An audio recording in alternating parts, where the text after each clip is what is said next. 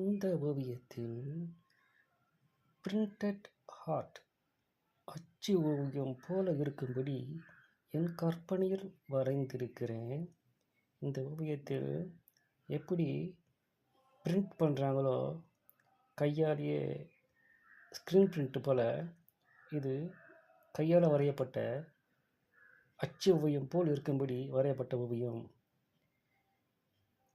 Printed face அச்சு ஓவியம்.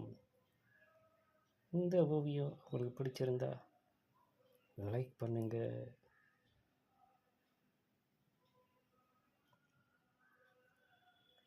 Printed face அச்சு ஓவியம்.